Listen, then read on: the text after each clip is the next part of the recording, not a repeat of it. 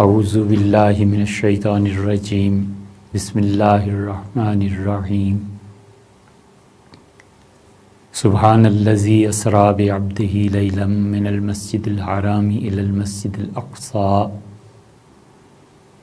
بے عیب ہے وہ ذات جو اپنے بندے کو رات کے کچھ حصے میں مسجد حرام سے مسجد اقصی تک لے گئی۔ 15ویں پارے کی یہ پہلی آیت کریمہ ہے، اور اس آیت مبارکہ پر بہت سے اشکالات وارد ہوتے ہیں۔ ایک اشکال یہ تھا کہ مسجد اقصی تو اس زمانے میں تھی ہی نہیں، اور حضرت رسالت مآب صلی اللہ علیہ وسلم نے پھر وہاں پر کس چیز کا مشاہدہ کیا، اور تہمت اور الزام یہ کھڑا گیا کہ وہ مسجد اقصی تو مسلمانوں نے 300 سال کے بعد بنائی ہے۔ اس کا مطلب یہ ہے کہ بالکل ہی تاریخ سے ناواقفیت ہے، اور معترض نے جو اعتراض کیا ہے اس کے جواب میں 2-2.25 گھنٹے کی ایک ریکارڈنگ اس موضوع پر ہو چکی کہ وہاں پر کیا چیز تھی۔ اللہ تعالیٰ کے پیغمبر حضرت ایلیہ علیہ السلام، جن کا تذکرہ تورات وغیرہ میں آیا ہے، بائبل میں آیا ہے، اور وہ حضرت مسیح علیہ السلام سے پہلے تھے، اور ان کا کافی جگہ پر ہمیں تذکرہ ملتا ہے ان کی بنائی ہوئی یا پھر اس سے پہلے کی جو روایات تھیں وہ بھی سب تفصیل وہاں پر ملے گی۔ پھر اسی طرح اس آیت مبارکہ پر جو اشکالات وارد ہوتے ہیں ان میں سے ایک یہ بھی ہے، بلکہ جو 300 برس کی روایت سوال میں ذکر کی گئی ہے، اعتراض کرنے والے کو اتنی بھی خبر نہیں ہے کہ سیدنا عمر رضی اللہ عنہ نے جب بیت المقدس کا سفر کیا 15 یا 16 ہجری میں، تو وہاں پر سیدنا عمر رضی اللہ عنہ نے مسجد بنوا دی تھی، اور جو حضرت داؤد علیہ السلام کا محراب اور مسجد انہیں ملی تھی، انہوں نے کہا اسے وسیع کرو، اور یہاں تک کہ 3000 کے قریب 3 سے 4000 کے درمیان نمازی وہاں پر نماز پڑھ سکتے تھے۔ سیدنا عمر رضی اللہ عنہ نے اتنی توسیع کروائی۔ سیاسی وجوہ کی بنا پر اسرائیل جانا ہمارے لیے ممکن نہیں ہے۔ اگر کوئی صورت ہوتی ہم خود اسرائیل جاتے، اور وہ جگہ جس کا چپا چپا انبیاء علیہ السلام کی یادگاروں سے بھرا پڑا ہے، وہاں جا کر پھر بات کرتے کہ یہ ہے وہ مقام جہاں پر سیدنا عمر رضی اللہ عنہ تشریف لائے، اور یہ ہے وہ مقام جس کے متعلق رسول اللہ صلی اللہ علیہ وسلم نے انہیں سمجھا دیا تھا، کیونکہ نبی کریم صلی اللہ علیہ وسلم خود معراج میں وہاں تشریف لے گئے تھے۔ اللہ تعالیٰ چاہتا تو ڈائریکٹ انہیں مکہ مکرمہ سے ہی آسمانوں پہ بلا لیتا، لیکن اللہ نے یہ بیت المقدس اور وجوہ کے علاوہ ایک وجہ اس کی یہ بھی رکھی تاکہ لوگ اٹھیں، اعتراض کریں، اور جو بھی لڑائی جھگڑا انہوں نے کرنا ہے وہ کریں، تاکہ قیامت تک کے لیے یہ طے ہو جائے، یہ ثابت ہو جائے کہ حضور اقدس صلی اللہ علیہ وسلم معراج میں تشریف لے گئے تھے بواسطہ بذریعہ بیت المقدس کے، اور بیت المقدس میں آپ کو ٹھہرایا گیا، حضرات انبیاء علیہ السلام کی امامت آپ نے کی، تاکہ جب وہ واپس تشریف لائیں اس دنیا میں تو وہ بتا سکیں کہ میں بیت المقدس بھی گیا تھا، وگرنہ کوئی بھی اس کا گواہ بننے کو تیار نہ ہوتا کافر یقیناً انہوں نے ویسے بھی اعتراض کیا، لیکن وہ کہتے ہیں کہ ہمیں کیا معلوم کہ راتوں رات اب مکہ سے چلے گئے۔ اب جب بیت المقدس کا واسطہ بیچ میں پڑا تو کافروں نے پھر سوالات بھی کیے کہ یہ بتائیے کہ وہاں کتنے دروازے تھے، کیا کیا چیزیں تھیں۔ تو رسول اللہ صلی اللہ علیہ وسلم نے ان تمام اشیاء کا اظہار فرمایا۔ ممکن ہے کہ آج کی نشست میں آخر پہ سیدنا عقیل رضی اللہ عنہ کی روایت پر بحث ہو، اگرچہ سیدنا عقیل رضی اللہ عنہ کی روایت ان کے گھر کی کئی مرتبہ بیان میں آ چکی۔ تو اعتراض اور اشکال وہ جو ہے کہ 300 برس کے بعد بنائی گئی، ایسی بات نہیں ہے۔ حضور اقدس صلی اللہ علیہ وسلم کے زمانے میں مسجد عیلقیہ یہ جو موجود تھی، سیدنا عمر رضی اللہ عنہ کی توسیع کرا دی تھی، اور امیر المومنین رضی اللہ عنہ کے شہادت کے 70-80 سال بعد تو بہت بڑی مسجد بنو امیہ نے بنوا دی تھی، اور دنیا جہان کی چیزیں لا کر انہوں نے رکھ دی تھیں۔ اگرچہ بنو امیہ نے اسے بیت اللہ کے مقابلے میں ایک مرکز بنانا چاہا، کیونکہ وہاں پر حضرت عبداللہ ابن زبیر رضی اللہ عنہ کی حکومت تھی، اور بنو امیہ یہ چاہتے تھے کہ جتنے بھی حاجی وہاں جاتے ہیں وہ وہاں کی بجائے یہاں آئیں، کیونکہ حضرت عبداللہ ابن زبیر رضی اللہ عنہ عرفات کے خطبے میں، منا میں، حاجیوں میں، پورے عالم اسلام سے جو حاجی آئے ہوئے ہوتے تھے ان سے ملتے تھے، اور جو بنو امیہ کی حکومت تھی اس کے خلاف لوگوں کے ذہن بناتے تھے، اور بتاتے تھے کہ یہ لوگ ظالم، جابر اور غاصب ہیں۔ اور اسی وجہ سے بنو امیہ نے پھر کہا کہ اچھا بیت المقدس کو بناؤ تاکہ لوگ زیادہ ادھر آیا کریں۔ انہوں نے پھر کیا جو کچھ بھی کیا، جس کی کچھ تفصیل ہم نے اپنی کتاب ریضۂ الماس میں دی ہے۔ تو یہ کہنا کہ 300 برس کے بعد بنائی گئی، 300 برس کیا، ابھی تو حضور اقدس صلی اللہ علیہ وسلم کی وفات کو 15 سال نہیں گزرے تھے اور اسے مسجد بنا لیا گیا تھا۔ ایسے نہیں ہے۔ حضرت رسالت مآب صلی اللہ علیہ وسلم کا انتقال ہوا ہے کوئی 11 ہجری میں، اور 15-16 ہجری میں مسجد بن گئی۔ سیدنا عمر رضی اللہ عنہ نے اپنی خلافت کے دور میں جو سفر کیا ہے مدینہ منورہ سے بیت المقدس کا، تو مدینہ منورہ میں انہوں نے اپنی جگہ خلافت سیدنا علی رضی اللہ عنہ کے حوالے کی تھی۔ اگر علی رضی اللہ عنہ خلافت کے لیے اتنے زیادہ ان نصوص کی بنا پر جو اہل تشیع کے ہاں ثابت ہیں، اہل بھی تھے اور ان سے چھینی بھی گئی تھی، تو سیدنا علی رضی اللہ عنہ نے اس وقت بنو ہاشم کو جمع کر کے بغاوت کیوں نہیں کرتی؟ خلافت اپنے نام سے کیوں نہیں لے لی؟ سیدنا عمر رضی اللہ عنہ تک خبر بھی پہنچتی تو کہیں ہفتہ 10 دن کے بعد پہنچتی۔ بہرحال سیدنا عمر رضی اللہ عنہ مسجد کی توسیع کروا دی تھی، تو 300 برس کہاں؟ تو مطالعہ نہ کرنے کا اور سنی سنائی باتیں نقل کر دینے کا یہی انجام ہوتا ہے کہ پھر جہالت میں اضافہ اور شرمندگی کا سبب بنتا ہے۔ اس آیت کریمہ میں معترض نے ایک اور سوال بھی اٹھایا ہے، اور وہ کہتے ہیں کہ حضور اقدس صلی اللہ علیہ وسلم کی یہ معراج کیسے ممکن ہے؟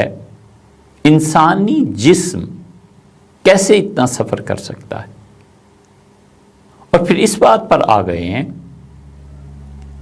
کہ یہ در حقیقت رسول اللہ صلی اللہ علیہ وسلم کا خواب تھا۔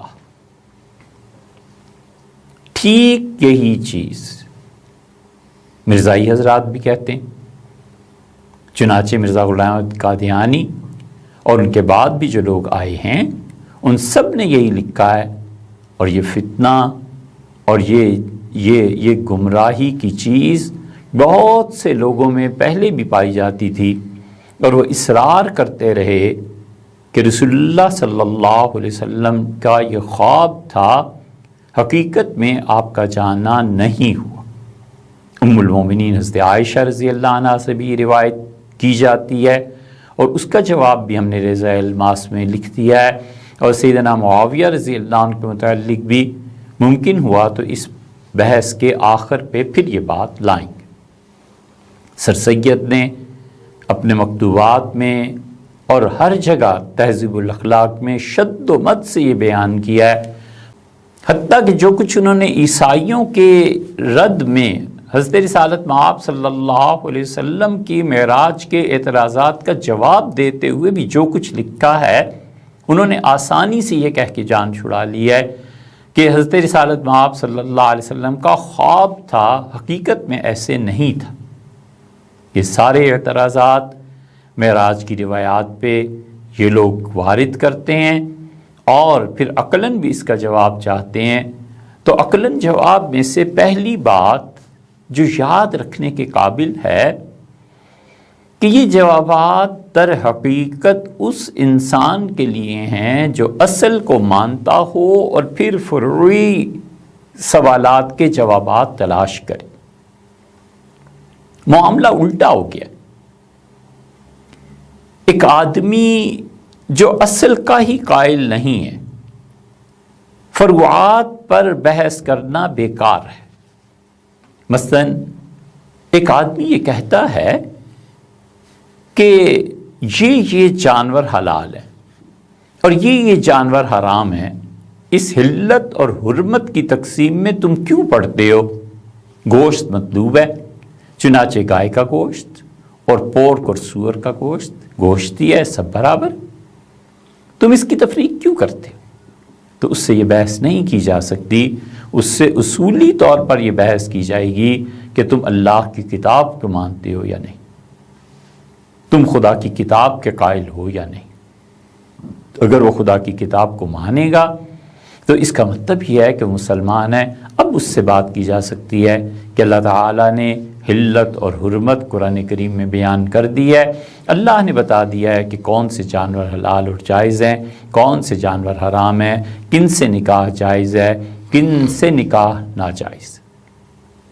اللہ تعالیٰ نے بیان فرما دیا ہے کہ کن کن اوقات میں تمہارے لیے نیند موجب راحت ہے اور کون سے اوقات ہیں اگر تم نشے کی حالت میں ہو، تم اس حالت میں ہو، اس حالت میں ہو، تو دیکھو اللہ کی یاد، اس کا کیا مقام اور مرتبہ ہے۔ یہ سب چیزیں اللہ نے بتا دی ہیں۔ ہمیشہ عام طور پہ مستشرقین، عیسائی اور جدید بعض پڑھے لکھے جو اعتراض کرتے ہیں وہ اعتراض در حقیقت فروعات پہ کرتے ہیں، اصول کی بات نہیں کرتے، اور ہم ہمیشہ اصول کی بات کرتے ہیں۔ معراج یہ فرع ہے ایک اصل کی، یہ شاخ ہے ایک درخت کی جس کی جڑ ثابت ہے۔ مالی کہتا ہے جڑ سوکھ گئی ہے، اور کوئی اس سے کہے کہ اس شاخ کو پانی دو تو بہت آسانی سے سمجھ میں آنے والی بات ہے۔ کوئی کہتا ہے صاحب جڑ کی فکر کرے، اس کا تنا ہی باقی نہیں رہے گا، جڑ باقی نہیں رہے گی، اور آپ شاخ پہ بات کر رہے ہیں۔ تو یہ فرق ہے اصول کا۔ ایک آدمی کہتا ہے کہ یہ پانی ناپاک ہے، دوسرا کہتا ہے کہ کیوں ناپاک ہے؟ وہ کہتا ہے اس لیے کہ اس میں سے درندوں نے پانی پیا ہے۔ وہ کہتا ہے میرے لیے کیا مسئلہ ہے، درندے پئیں یا نہ پئیں، مجھے پانی کی طلب ہے اور میں نے پانی کو پینا ہے۔ اب اسے کوئی کہے کہ قرآن میں یہ آیا ہے، حدیث میں یہ آیا ہے، بائبل میں یہ آیا ہے، وہ کہتا ہے بھی میں ان چیزوں کو مانتا ہی نہیں۔ جب مانتا نہیں ہوں اصول کو، تو تم مجھ سے کیوں اصرار کر رہے ہو کہ اس اصول کے تحت جو چیزیں ثابت ہو رہی ہیں میں انہیں بھی مانوں؟ میں تو اصول کو ہی نہیں مانتا، میں تو مذہبی کو نہیں مانتا۔ بالکل ٹھیک اسی طرح اس معراج کے مسئلے کو اگر عقلاً سمجھنا ہونا تو انشاءاللہ یہ پہلی بات ہی کافی ہو جائے گی۔ اگر عقلاً سمجھنا ہے، لڑائی اور بحث کا ارادہ نہ ہو، تو یہ جو پہلی دلیل ہے نا، بس یہی کافی ہو جانی چاہیے کہ صاحب یہ معراج کا واقعہ فروعی واقعہ ہے، اس کی اصل اور ہے اور معراج کا واقعہ فروع ہے نبوت کا۔ اگرچہ ہمارے نزدیک عقائد میں اصولی بات الگ ہے، لیکن اصل میں معراج نبوت کی فرع ہے، نبوت جڑ ہے، اصل وہ ہے، اور اس کی فرع، اس کی شاخ، اس سے پھوٹنے والی کومپل معراج۔ نبوت کس چیز کا نام ہے؟ نبوت اس چیز کا نام ہے کہ جبریل امین اللہ تعالی کا حکم لے کے حضرت رسالت مآب صلی اللہ علیہ وسلم کے پاس آئیں۔ اسی چیز کا نام نبوت ہے نا، وہی کہ اللہ تعالیٰ نے جبریل امین کو بتایا کہ جائیے، اور یہ ہے وہ چیز جو محمد ابن عبداللہ صلی اللہ علیہ وسلم کو پہنچانی۔ وہ آتے تھے، بار بار آتے تھے۔ جو شخص اس بات کو مانتا ہے وہ نبوت کا قائل ہے۔ جب نبوت کا قائل ہے تو مسلمان ہے، اور جو اس کو نہیں مانتا وہ تو سرے سے مسلمان ہی نہیں ہے، اس سے کیا معراج منوانی۔ اور اس کو اگر کوئی مانتا ہے کہ جبریل امین کا حضور اقدس صلی اللہ علیہ وسلم پہ نازل ہونا اور اللہ کا پیغام پہنچانا، کوئی بھی شخص اگر اس کو مانتا ہے تو اسی بات کو پلٹا دیجئے کہ جبریل امین آتے تھے حضور صلی اللہ علیہ وسلم کے پاس، اور ایک مرتبہ حضور اقدس صلی اللہ علیہ وسلم جبریل امین کے پاس چلے گئے۔ تو جو وہاں سے آئی وہ نبوت ہے، اور یہاں سے جو چلے گئے معراج ہے۔ اس پہ اعتراض نہیں ہوتا کہ جبریل امین روز آ رہے ہیں، روز آ رہے ہیں۔ 25,000 مرتبہ سے زیادہ جبریل امین آئے حضرت رسالت مآب صلی اللہ علیہ وسلم کے پاس۔ اس پہ کوئی اعتراض نہیں ہے۔ اگر تو اس پہ کیا اعتراض ہے کہ حضور اقدس صلی اللہ علیہ وسلم وہاں تشریف لے گئے؟ دیکھیے نا، ایک آپ کا دوست آپ سے روز ملنے آتا ہے، دوسرے چھٹے پانچویں ملنے آتا ہے، اور آپ نے اسے کہا کہ ایک دن میں بھی ملنے آؤں گا۔ اسے کہا اچھا سواری آئے گی، میں خود بھی حاضر ہو جاؤں گا، آپ کو آ کے لے جاؤں گا۔ حضرت مجدد رحمۃ اللہ علیہ نے کیا خوبصورت اور زبردست جملہ لکھا ہے۔ مکتوبات شریف میں ایک جگہ تحریر فرماتے ہیں، از رفتن تا بردن فرقیست عظیم، خود جانے میں اور کوئی آ کر لے جائے، ان دونوں میں بہت بڑا فرق ہے۔ تو گھٹیا سی مثال، معاذ اللہ، استغفر اللہ، اس واقعے کے لیے نہیں، لیکن تقریب تفہیم کے لیے، سمجھنے کے لیے شاید بہت مؤثر ہے کہ خاتون خود چلی جاتی ہے اور ایک کو لینے کے لیے پوری بارات آتی ہے، 200 400 1000 آدمی اس ایک خاتون کو لینے کے لیے آتے ہیں۔ بڑا فرق ہے دونوں۔ حضرت رسالت مآب صلی اللہ علیہ وسلم کے پاس جبریل آتے تھے، ایک مرتبہ آ کے کہا کہ اچھا آپ کو لے جانے کے لیے آج حاضر ہوا ہوں، آپ تشریف لے چلیے، جہاں میں رہتا ہوں ممکن ہے آپ اس مقام سے بھی آگے جائیں۔ تو کیا ہوا؟ اگر جبریل امین کا آنا سمجھ اور عقل میں آتا ہے تو ان کا جانا کیوں سمجھ اور عقل میں نہیں آتا؟ سمپل سی بات ہے۔ اس لیے واقعہ معراج فرع ہے اصل میں جبریل امین کے آنے کی۔ یا تو جبریل امین کا آنا ہی نہ مانے، بات ہی ختم ہو گئی۔ اس سے پھر بات اصول پہ کی جائے گی، نبوت کی ضرورت پہ کی جائے گی، حضرت رسالت مآب صلی اللہ علیہ وسلم کی نبوت کی بات کی جائے گی، اللہ تعالیٰ کا وحی کا نازل کرنا، اس پہ بات کی جائے گی۔ اور اگر کوئی اس بات کو مانتا ہے تو پھر معراج کا واقعہ اس کے لیے کچھ مشکل نہیں۔ ہمیشہ یاد رکھنا چاہیے کہ بہت سے مسائل ایسے ہیں جن کا تعلق اصول سے ہوتا ہے۔ مثلاً قیامت کا مسئلہ ہے، عقل میں کہاں تک زور لگائیں گے آپ؟ اعمال کے تلنے کا مسئلہ ہے، اجساد کے زمین سے اٹھ کھڑے ہونے کا مسئلہ ہے، خود وحی کا مسئلہ ہے کہ وہ کس کیفیت سے آتی تھی. یہ سارے مسائل ایسے ہیں کہ ان مسائل میں جب تک نبوت کو نہ مانا جائے اور اصول کو نہ مانا جائے یہ نہیں ثابت ہونے کے.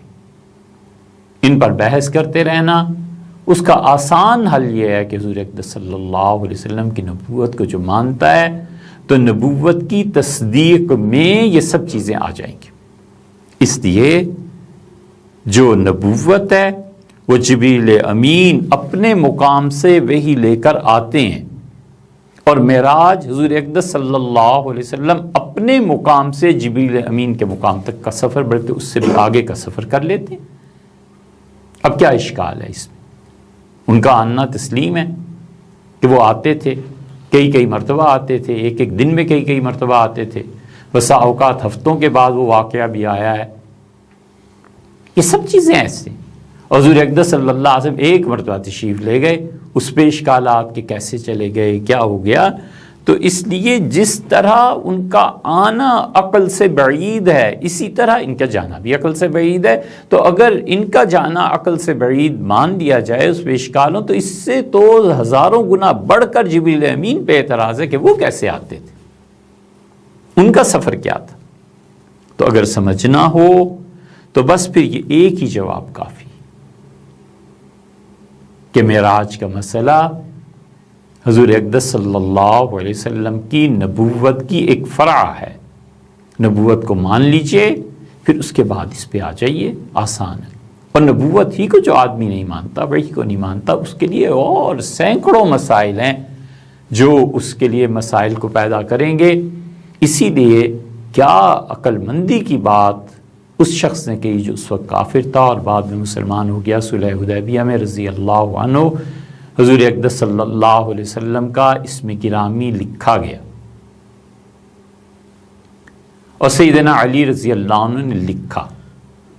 اور جو صحیح ترین روایت ہے اس میں بھی مثلا مصنف ابن ابی شیبہ میں آتا ہے کہ ما مات النبی صلی اللہ علیہ وسلم حتی کتب وقرأ، حضور اقدس صلی اللہ علیہ وسلم وفات سے پہلے لکھنا پڑھنا اللہ کی جانب سے ان کو تعلیم ہو گئی تھی. حضور اقدس صلی اللہ علیہ وسلم نے اپنے دست مبارک سے لکھا. انہوں نے کہا سیدنا علی رضی اللہ عنہ سے، انہوں نے کہا کہ یہ مٹاؤ محمد رسول اللہ صلی اللہ علیہ وسلم. سیدنا علی رضی اللہ عنہ ادب کی وجہ سے ایسے نہیں کر پائے، تو رسول اللہ صلی اللہ علیہ وسلم نے پوچھا کہاں لکھا ہے، اور پھر اس کے متعلق فرمایا آئے ہیں الفاظ یہ کہ فقط اب حضور صلی اللہ علیہ وسلم نے لکھا وَكَانَ لَا يُحَسِّنُ الْكِتَّابَ، اور رسول اللہ صلی اللہ علیہ وسلم اس خوش خطی کے ساتھ تحریر فرماتے جیسے کہ عام طور پہ کاتب تحریر کرتے تھے. ایسے تو نہیں ہوا، لیکن رسول اللہ صلی اللہ علیہ وسلم نے لکھا. جو لوگ اس بات کے قائل ہیں کہ حضور اقدس صلی اللہ علیہ وسلم نے قلم مبارک سے لکھا، ان کے لیے تو مسئلہ آسان ہے. جو لوگ اس کے قائل ہیں کہ حضور صلی اللہ علیہ وسلم نے خود نہیں لکھا بلکہ حکم دے کے کسی سے لکھوایا اور نسبت رسول اللہ صلی اللہ علیہ وسلم کی طرف کی گئی، جیسے کہتے ہیں وزیر مملکت کے کام کے متعلق کہ وزیر اعظم نے یہ کام کیا، حالانکہ کیا ہوتا ہے وہ کسی اور وزیر نے. ان کے لیے پھر یہ ہے کہ وہ اس کی تعویل کرتے ہیں، مگر مشکل یہ ہے کہ وہ یہ نہیں بتا سکتے کہ پھر رسول اللہ صلی اللہ علیہ وسلم نے کس کے ذریعے محمد ابن عبداللہ لکھوایا اور محمد رسول اللہ صلی اللہ علیہ وسلم کو مٹوایا. ان کے لیے مشکل ہے. اس لیے آسان طریقہ یہی ہے کہ مان لیا جائے کہ حضور اقدس صلی اللہ علیہ وسلم نے اپنے قلم مبارک سے لکھا. یہ روایت حافظ ابن حجر رحمۃ اللہ علیہ فتح الباری میں لائے ہیں اور بہت تفصیل سے لائے. بہرحال حضرت رسالت مآب صلی اللہ علیہ وسلم نے اپنے دست مبارک سے لکھا، اور جب اگلی بات لکھوانی تھی تو اس سے پہلے اس نے سیدنا علی رضی اللہ عنہ سے کہا، اس نے کہا علی اگر ہم اسے خدا کا رسول مان لیتے نا ما قاتلنا، ہم لڑائی کیوں کرتے؟ ہم عبداللہ کا بیٹا مانتے ہیں، اللہ کا رسول نہیں مانتے. یہ ہے وہ بات. حضور اقدس صلی اللہ علیہ وسلم کو جو خدا کا رسول مان لے گا، اب جو وہ کہیں وہ سچ ہے. نبوت میں یہ نہیں ہوا کرتا کہ نبی جو کہے اس کے مطابق امر واقعہ وہ ہو جو کچھ نبی کہے. سچ نبی کے تابع ہوتا ہے، نبی سچ کے تابع نہیں ہوتا. یہ اصول کی بات. مومن آدمی وہ ہمیشہ نبی کے قول کے تحت ہوتا ہے. اس معنی میں کر کے اچھی طرح یاد رکھنا چاہیے، یہ معنی ہم بیان کر رہے ہیں کہ اس معنی میں کر کے نبی ہمیشہ سچ بولے، یہ نہیں بلکہ جو کچھ نبی بولے وہ سچ ہے، سچ اس کے تابع ہے، وہ سچ کے تابع نہیں ہے. تو جو کچھ کہہ دے وہ سچ ہے. وہ کہہ دے زندہ ہے زندہ ہے، وہ کہہ دے مردہ ہے مردہ ہے، وہ کہتا ہے میں دیکھ رہا ہوں دیکھ رہے ہیں. ہم کون ہوتے ہیں اس چیز کی تصدیق کرنے والے؟ ہمیں تو اس چوکھٹ پہ جھکنا ہے اور عرض کرنا ہے کہ جو آپ نے فرمایا سچ ہے. ہمارے ماں باپ آپ پہ فدا، جو آپ نے فرمایا بس سچ وہی ہے. تو نبوت کو مانے گا. معراج کا مسئلہ کچھ مشکل نہیں، مانے گا جبریل امین اتنی مرتبہ آتے تھے. اچھا بھی یہ بالکل ٹھیک ہے، میں اس کو مانتا ہوں. تو حضور اقدس صلی اللہ علیہ وسلم ایک مرتبہ بھی تشریف لے گئے. وہ کیا تشریف لے گئے؟ بلایا گیا، عزت اور احترام سواری بھیجی گئی. تو اس لیے ایک بات تو یہ جاننی چاہیے کہ معراج جو ہے وہ اس اصول کی فرع ہے جس اصول میں جبریل امین آیا کرتے تھے. تو ان کا یہاں آنا، اس کے بعد رسول اللہ صلی اللہ علیہ وسلم کا وہاں جانا، یا تو دونوں قابل تسلیم ہیں یا پھر دونوں قابل انکار ہیں. جو معراج کے منکر ہیں وہ مانتے ہیں کہ جبریل امین آیا کرتے تھے. اگر مانتے ہیں تو یہ ماننا مشکل نہیں ہے. اگر نہیں مانتے تو پھر ان سے اصولی بات طے کی جائے گی پہلے کہ آپ بتائیے وحی ہوتی تھی یا نہیں ہوتی تھی، انبیاء علیہ الصلوۃ والسلام کی ضرورت پیش آتی تھی یا نہیں آتی تھی. دوسری بات جس پہ فلاسفہ اور عقل کے لوگ بہت اعتراض کرتے ہیں، وہ کہتے ہیں کہ حضور اقدس صلی اللہ علیہ وسلم اپنے جسم مبارک کے ساتھ کیسے چلے گئے؟ جسم کو یہ کیفیت نہیں پیش آ سکتی. اکبر بادشاہ جیسا اتنا وسیع تجربہ رکھنے والا، عبد القادر بدایونی نے لکھا ہے کہ اپنے دربار میں سب دربار جب دین الہی دین الہی کا آغاز ہوا، اکبر بادشاہ نے جب دین الہی کا آغاز کیا تو وہ دربار بھرے دربار میں ایک پاؤں اٹھاتا تھا اور کہتا تھا ممکن ہے میں دوسرا پاؤں اٹھاؤں، دوسرا پاؤں اٹھاؤں گا تو گر جاؤں گا، دوسرا پاؤں تو اٹھایا نہیں جا سکتا. یہ کیسے ممکن ہے کہ میں کسی شخص کے بارے میں مان لوں کہ وہ اس سارے آسمان اور سب کو کراس کر کے اوپر تک چلا گیا؟ وہ بھی یہی کہتا تھا کہ معراج عقل میں نہیں آتی.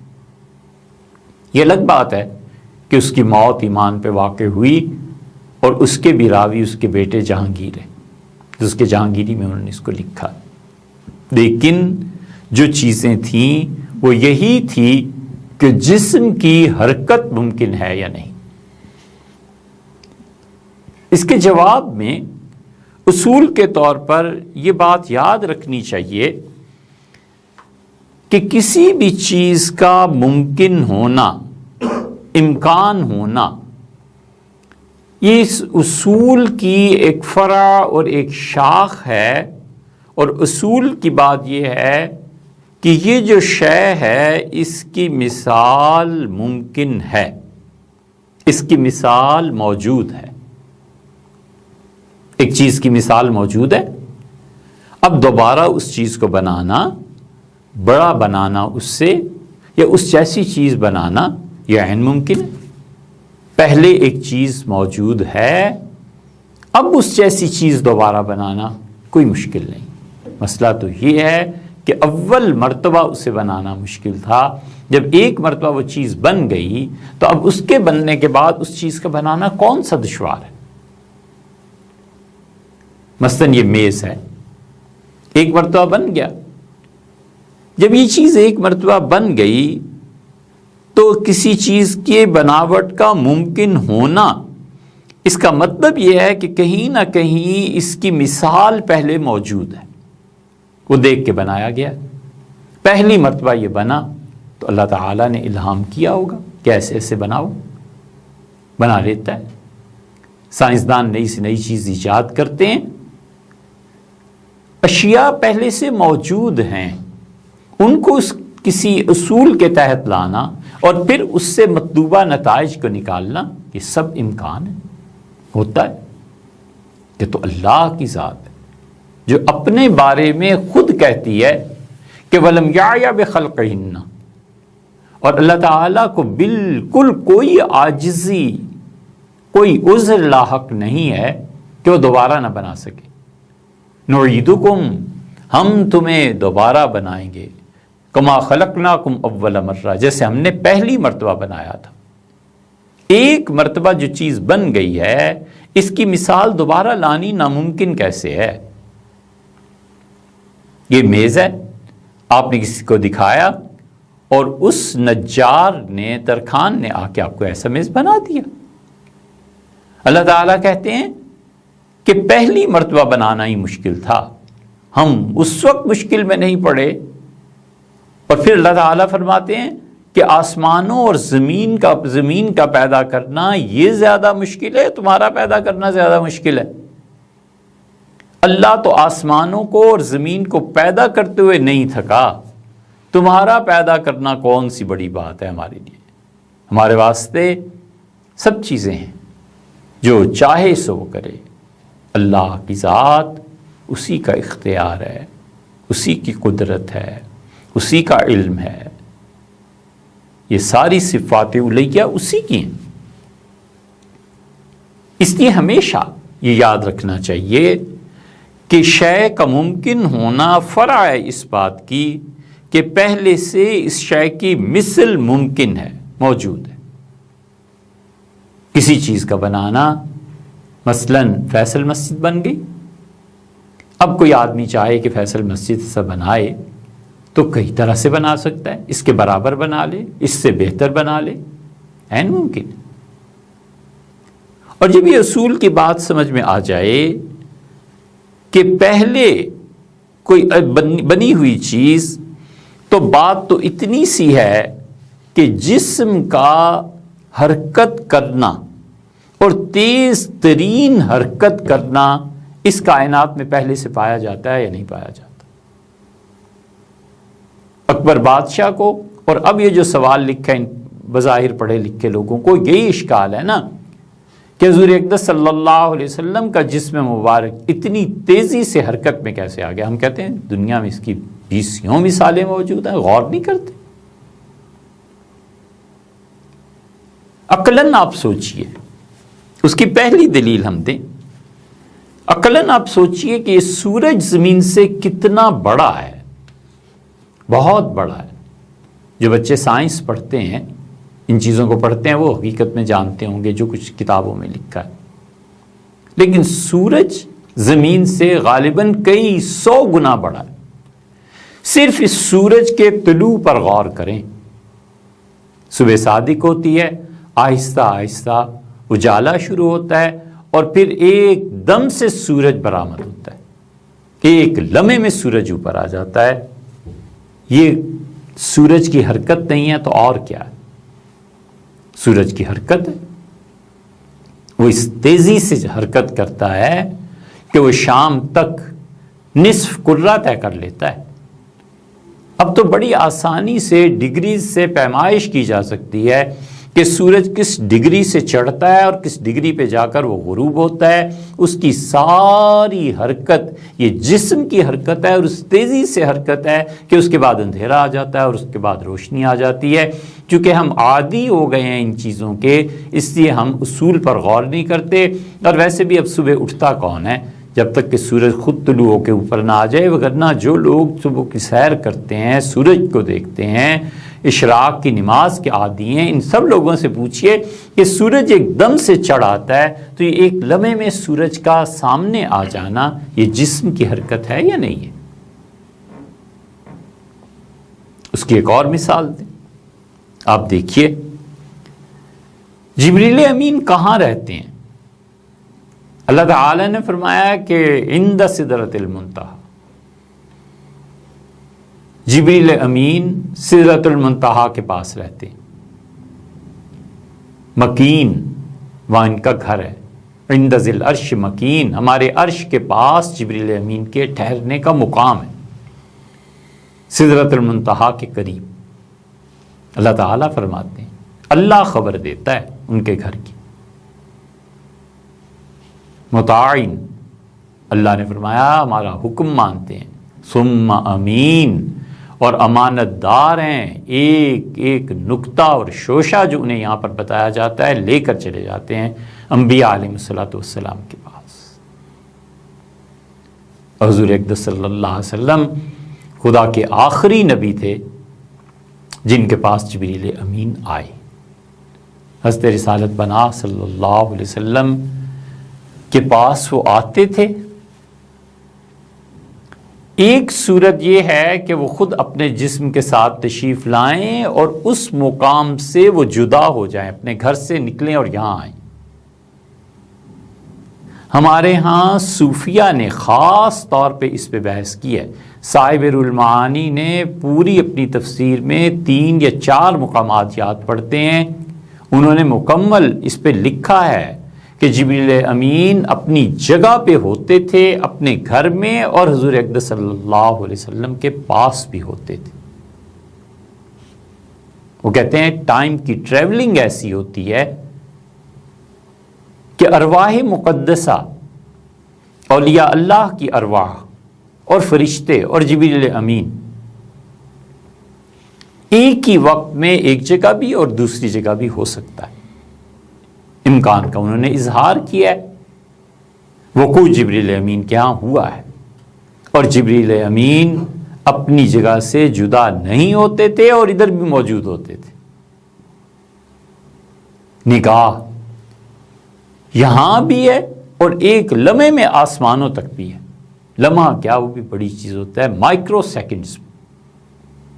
اگر یہ ہو سکتا ہے، مانا جا سکتا ہے کہ جبریل امین سدرۃ المنتہی میں اور وہاں سے حضرت رسالت مآب صلی اللہ علیہ وسلم کے پاس، تو یہ جبریل امین نور ہے نا، فرشتے نور ہیں، تو نور کی حرکت ممکن ہے کہ نہیں ہے؟ اتنی تیزی کے ساتھ کہ وہ وہاں بھی ہے اور یہاں بھی ہے. اس قدر تیزی کے ساتھ کہ وہ دونوں مقامات پر بیک وقت موجود ہے. چشم زدن میں وہ آنا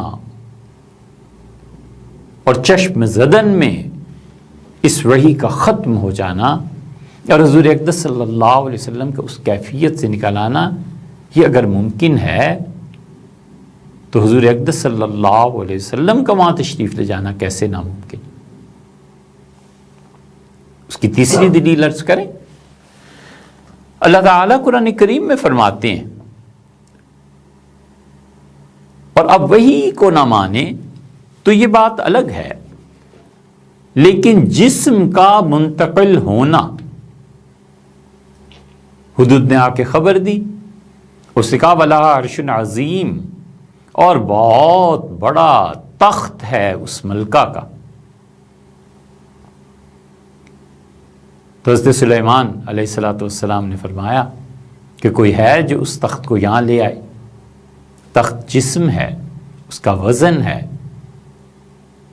اور مختلف جو بیٹھے ہوئے تھے مختلف آرائیں. وقال الذی عنده علم من الکتاب، اللہ فرماتے ہیں جس کو ہم نے کتاب کا علم دیا تھا، جسے کتاب کا علم تھا، اللہ تعالیٰ ہی نے آخر آیت فرمایا تھا. اور کس نے دیا تھا؟ اللہ ہی نے. تو اس نے کہا انا آتی کبھی، حضرت میں اس تخت کو یمن سے شام منتقل کیے دیتا ہوں، یا جہاں بھی حضرت سلیمان علیہ السلام اس وقت تشریف فرماتے، قبل ان یرتد الیک طرف، قبل اس کے کہ آپ کی پلک ایک مرتبہ اٹھے اور دوبارہ آ کے ملے. کتنا وقفہ ہوتا ہے؟ پلک جھپکنا،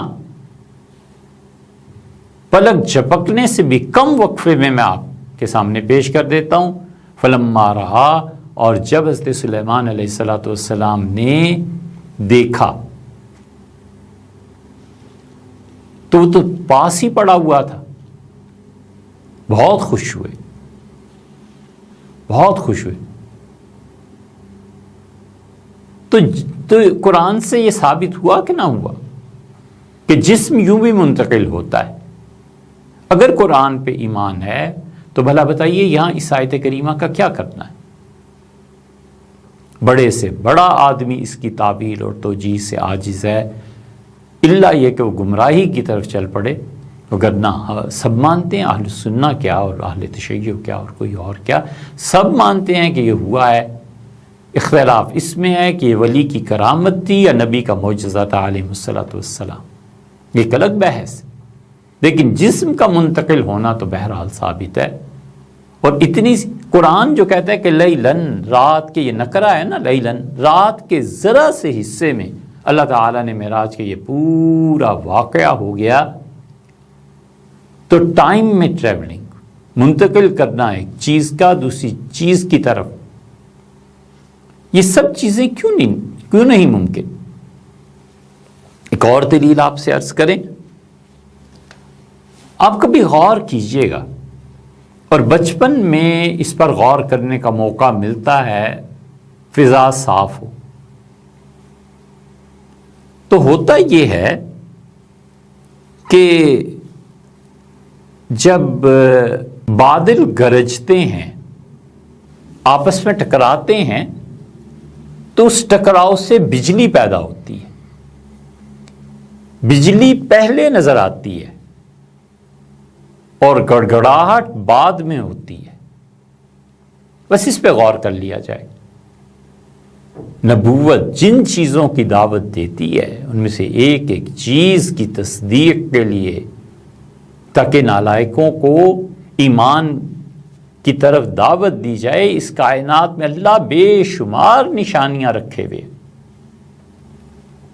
ہمیشہ بادل ٹکراتے ہیں اور ٹکرانے سے ایک چیز یہ پیدا ہوتی ہے، لائٹ.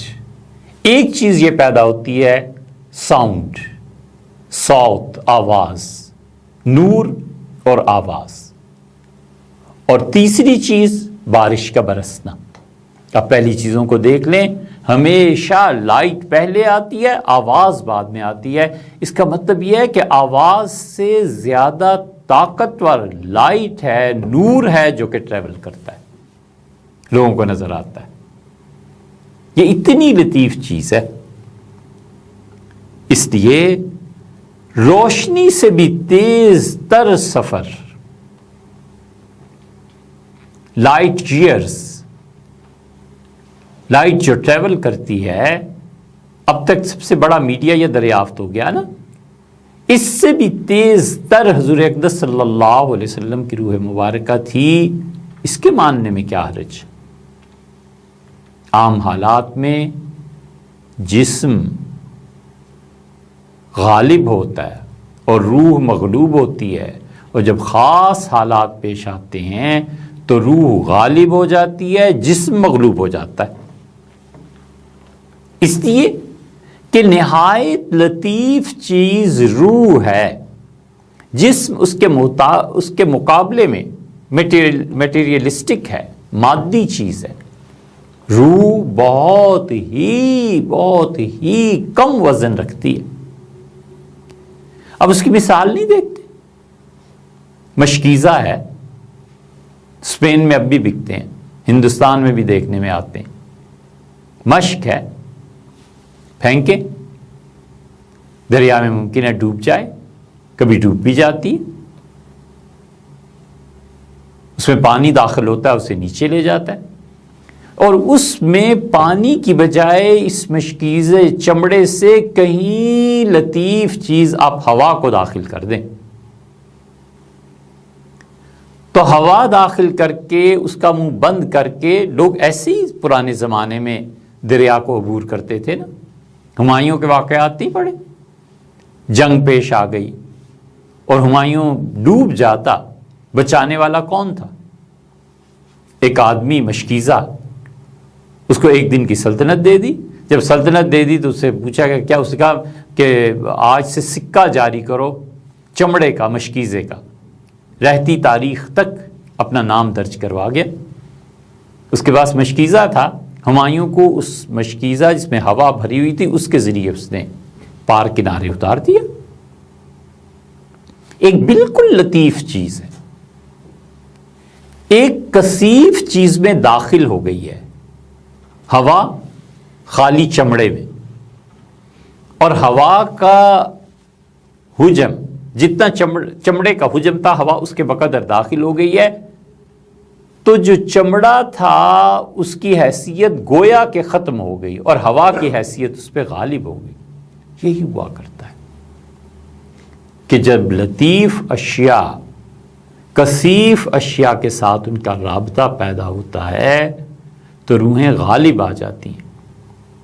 حضرت رسالت مآب صلی اللہ علیہ وسلم کے متعلق اب یہ عرض کرنا ہے کہ حضرت رسالت مآب صلی اللہ علیہ وسلم کے لیے ظاہر ہے کہ کثیف کا لفظ والعیاذ باللہ استعمال نہیں کیا جا سکتا، لیکن ایک بات کی تشریح کے لیے عرض کرتے ہیں کہ حضور اقدس صلی اللہ علیہ وسلم کا جسم ان کی روح کے مقابلے میں غیر خفیف تھا.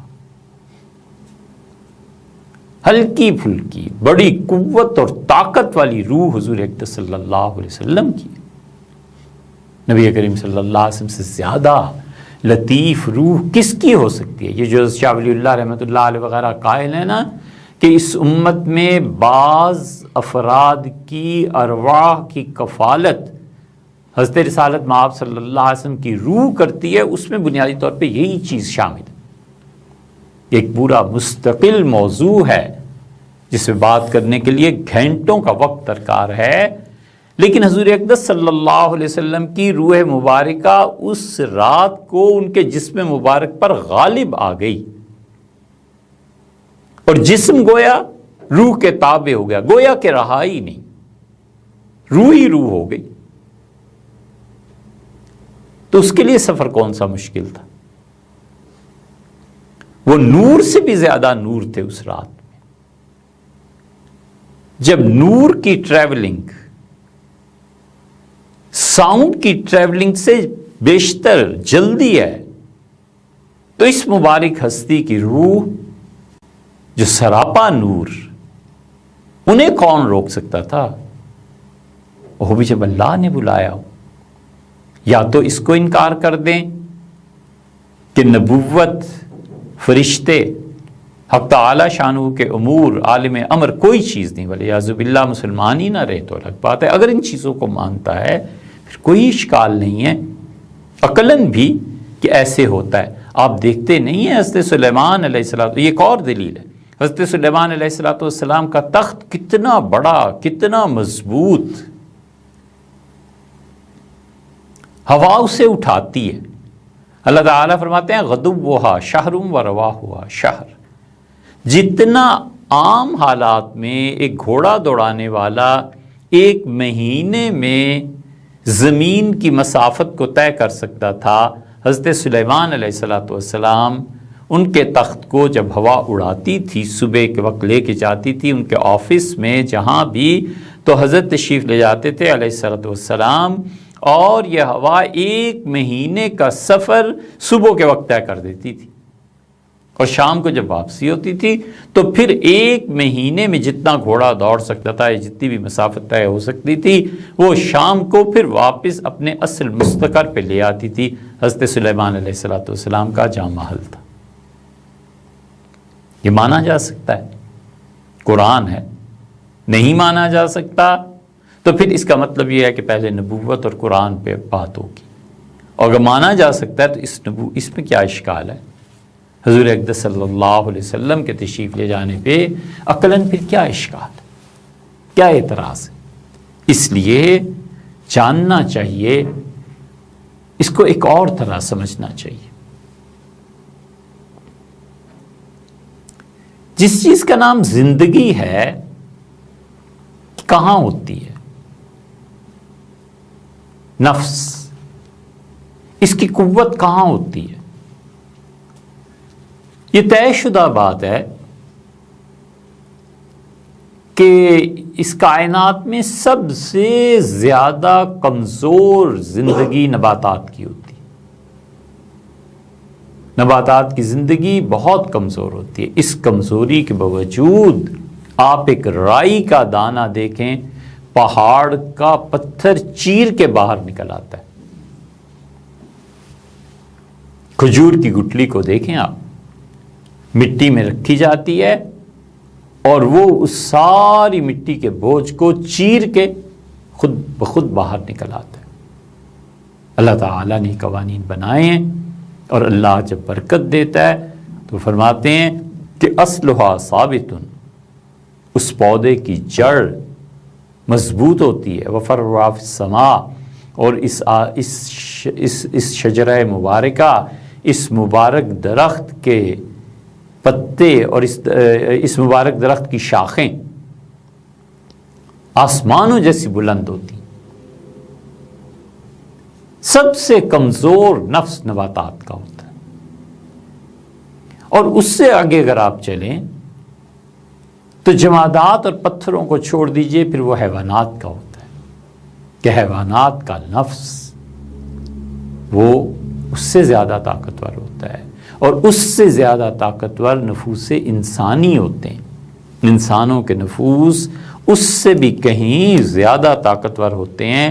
تو جب انسانوں کے نفوس کا یہ حال ہو کہ وہ سب سے زیادہ طاقتور ہوں، تو پھر اس میں چھنائی ہوتی ہے، اور اس چھنائی میں اللہ کے وہ بندے جو اپنی روح کو اللہ کے ذکر اور یاد سے منور کر لیتے ہیں، ان کے نفوس قدسیہ اور بڑھ جاتے ہیں۔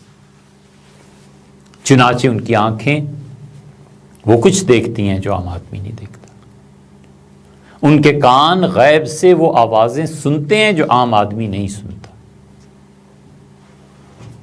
ان کا ذائقہ کبھی کبھی موت سے پہلے وہ کہتے ہیں کہ جنت کا مزہ آ رہا ہے۔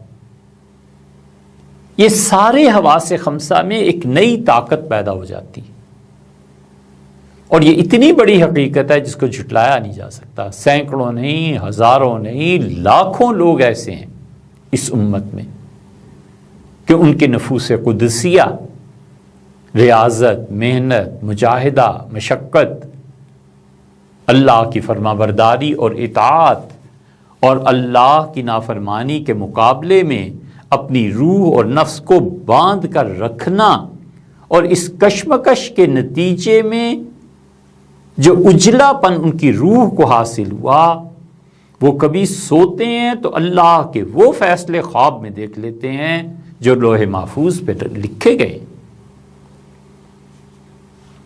اور سونا تو درکنار، لوح محفوظ کو جاگنے کی حالت میں نظر ڈال کے دیکھ لیتے ہیں۔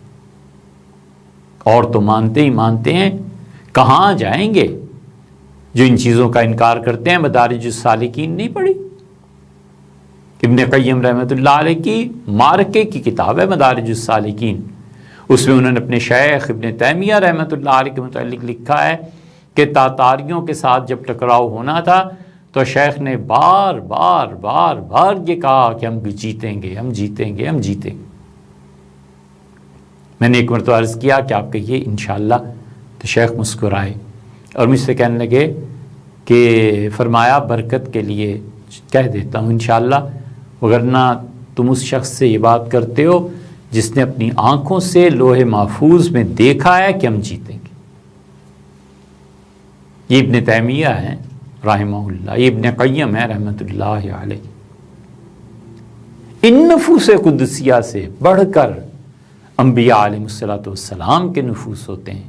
ابن خلدون نے اپنے مقدمے میں بھی ایک جگہ اس چیز کا ذکر کیا ہے، اور حضور اقدس صلی اللہ علیہ وسلم تو سب سے بڑھ کے نفس قدسی تھے، ان سے بڑا کون ہو سکتا ہے؟ اس سے زیادہ پاک روح کس کی ہو سکتی؟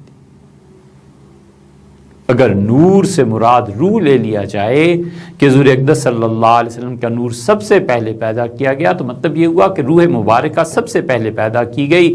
یہ سب مانتے ہیں، کیا دیوبندی اور کیا بریلی، سب مانتے ہیں، اور اس میں حرج کیا ہے؟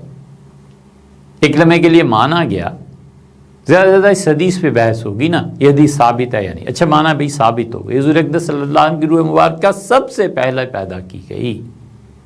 اس کا مطلب یہ ہوا کہ اللہ تعالیٰ نے حضرت رسالت پناہ صلی اللہ علیہ وسلم کی روح مبارکہ میں سب سے زیادہ قوت اور طاقت رکھی، اور حضور اقدس صلی اللہ علیہ وسلم کی روح مبارکہ کا یہ سفر وہ اس رات جو ہوا ہے تو ان کی روح ان کے جسم پر غالب آ گئی تھی، جس طرح نور اور روشنی ساؤنڈ سے زیادہ پاورفل ہوتی ہے اور ٹریول کرتا ہے نور اور روشنی. حضور اقدس صلی اللہ علیہ وسلم کی ٹریولنگ اس طرح کی تھی. اب اس پہ ایک نیا سوال اٹھتا ہے، اور سوال یہ اٹھتا ہے کہ ان تمام عقلی دلائل کی بنیاد پر مانا کہ جسم اتنا تیز متحرک ہو سکتا ہے، اتنی جلدی اتنی حرکت کر سکتا ہے، تو کیا یہ واقعہ ہوا بھی ہے کہ نہیں ہوا؟ جو نہیں مانتے وہ کہتے ہیں خواب میں ہوا ہے. انشاءاللہ اس پہ آتے ہیں، بات کرتے ہیں. اور جو مانتے ہیں وہ کہتے ہیں بالکل ہوا ہے. تو بات تو امکان اور وقوع کی رہ گئی نا. ایک آدمی کہتا ہے کہ آج کراچی میں آسمان کا ایک ٹکڑا گرا اور اتنے ہزار آدمی مر گئے. دوسرا کہتا ہے جھوٹ بولتے. وہ کہتا ہے ٹکڑا گرنے کا امکان تو ہے، آخر اوپر ہے، چھت ہے، کس دن گر سکتی ہے. وہ کہتا ہے بالکل امکان ہے، وقوع نہیں ہوا. وہ کہتا ہے وقوع ہوا ہے. ایک ہے امکان، ایک ہے وقوع. ایک کہتا ہے کہ فلاں آدمی دنیا سے چلے گئے، اور دوسرا کہتا ہے کیا واقعی؟ تو یہ کیا ہے؟ امکان تو سب کے مر جانے کا. امکان تو اس کا بھی ہے کہ آج شام قیامت آ جائے، ساری دنیا ہی مٹ جائے، لیکن وقوع ہوگا کہ نہیں؟ وقوع نہیں ہوگا. کیا دلیل ہے آپ کے پاس؟ ہر آدمی اپنی دلیل بیان کرے. ایک ہے امکان اور ایک ہے وقوع. ہر ممکن، ہر چیز جو امکان کے دائرے میں آتی ہے، ہر ممکن چیز جو محال نہ ہو، ممکن جو کہ عقلاً محال نہ ہو، تو مخبر صادق کی خبر کی تصدیق ضروری ہے. ہر ممکن چیز، ہر وہ چیز جو امکان کے دائرے میں آتی ہے اور محال نہیں ہے، تو یاد رکھنا چاہیے کہ مخبر صادق کی خبر کی تصدیق ضروری ہے. ایک کہتا ہے کہ لاہور میں رمضان کا چاند نظر آ گیا. ممکن ہے، دیکھنا یہ پڑے گا کہ خبر کون دے رہا ہے. خبر دینے والا وہ ہے جس کو کوئی سچ اور جھوٹ کی تمیز نہیں ہے، کوئی نہیں مانتا. اور خبر دینے والا وہ ہے جو حکومت کا نمائندہ ہے، سچ اور جھوٹ کی تمیز ہے، مفتی ہے، اپنی ذمہ داری کو محسوس کرتا ہے. اس مخبر صادق کی خبر کی تصدیق ضروری ہے. وہ کہتا ہے نہیں نظر آیا، ختم ہو گئی بات. ہمارے ہاں مدتوں یہ بات چلتی رہی کہ چاند پشاور اور ان علاقوں میں نظر آیا. اچھا وہاں کی رپورٹ ہے. وہ کہتے ہیں کہ مخبر خبر دینے والا صادق نہیں کاذب ہو، جھوٹا ہے، نہیں نظر آیا. اور اسی پشاور اور اسی جگہ کی اطلاع اگر رؤیت ہلال کمیٹی کے چیئرمین دے دے تو مخبر صادق ہے. جب خبر دینے والا سچا ہو تو ہم مانے نہ مانے تصدیق کرنی ہے، عقل میں آئے نہ آئے. مخبر صادق کی خبر کا اعتبار ضروری ہے. یہ اصول اور قاعدے کی بات ہے. دنیا میں کہیں آپ اس قاعدے کو آزما لیں. مخبر اگر سچا ہے،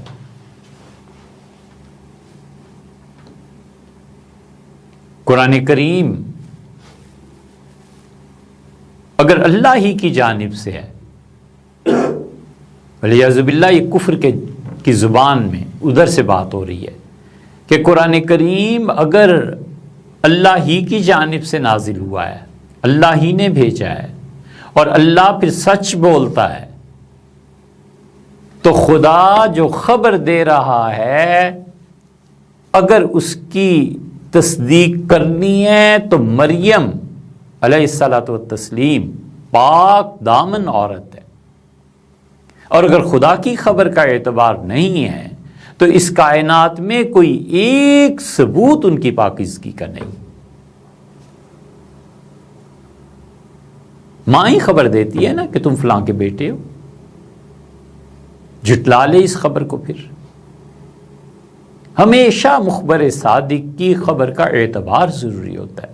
حق تعالی شانہ اس سے بہت بلند و بالا ہے کہ اس کی طرف کسی بھی قبیح چیز کی نسبت کی جائے، وہ خود بھی سچا، اس کا کلام بھی سچا، وہ جو کچھ بھیجا ہے حق کے ساتھ، اور جو کچھ اس نے خبر دی ہے سب کی سب حق اس نے خبر دی ہے۔ اسی لیے اس نے اپنی خبر کے خلاف بات کرنے والوں پہ لعنت بھیجی ہے، وَعَلَىٰ مَرْيَمَ بُهْتَانًا عَظِيمًا، اور لعنت پڑے ان پہ جو مریم کے متعلق کچھ ایسی ویسی بات کرتے ہیں علیہ الصلوۃ والسلام۔ وہ اس کردار کی عورت ہے، اگر خدا گواہی نہ دے تو پوری عیسائیت کی دنیا مل کے ثابت نہیں کر سکتی کہ کوئی اور بھی گواہ اس کا ہے۔ اس لیے کہ یہ سب چیزیں اس وقت کی ہیں جس زمانے میں خود تاریخ بھی اس دقت سے نہیں لکھی جاتی تھی۔ حضور اقدس صلی اللہ علیہ وسلم خدا کے واحد نبی ہیں جو ہسٹری کی فل لائٹ میں آئے ہیں۔ ان کی تعریف، ان کی مدح و ثناء، ان کے دن رات کے مشغولات اور مصروفیات صحابہ کرام رضی اللہ عنہم تو کہاں روایت کرتے، جو الزام رسول اللہ صلی اللہ علیہ وسلم پہ لگے ہیں وہ بھی لکھے ہوئے۔ تاریخ کی اتنی روشنی میں آئے کہ جو کچھ کفار مکہ نے کہا اجمالاً صحیح لیکن تذکرہ ملتا ہے۔ تو حضور اقدس صلی اللہ علیہ وسلم وہ کتنے بڑی سچائی ہے ان کے ہاں۔ ہم سچائی پہ نہ بات کر لیں پہلے۔ اصل میں جو سچائی جس چیز کا نام ہے، سچ جسے کہتے ہیں، یہ سچ کوئی ایسی چیز نہیں ہے اسے پرسونیفائی کر لیا جائے، جیسے یہ شیشہ ہے، یہ ٹیبل ہے، یہ پین ہے۔ سچ کوئی ایسی چیز نہیں ہے۔ سچ اخلاقی اقدار، اور سچ حکایت جو ہوتی ہے وہ واقع کے مطابق ہو جائے، واقع کے خلاف ہو جائے تو جھوٹ ہے۔ ایک کہتا ہے باہر بارش ہو رہی ہے، اس نے حکایت روایت یہ بتائی نا باہر بارش ہو رہی ہے۔ اب دوسرا، اس حکایت کا واقع کے مطابق ہونا چاہیے، جا کے دیکھا اس نے جو کچھ اس نے حکایت بیان کی تھی واقعہ کچھ اور تھا کہ باہر سورج نکلا ہوا تھا، تو یہ جھوٹ ہو گیا۔ بارش ہو رہی ہے تو سچ۔ اس لیے جو حکایت واقع کے مطابق ہو اسے سچ کہتے ہیں۔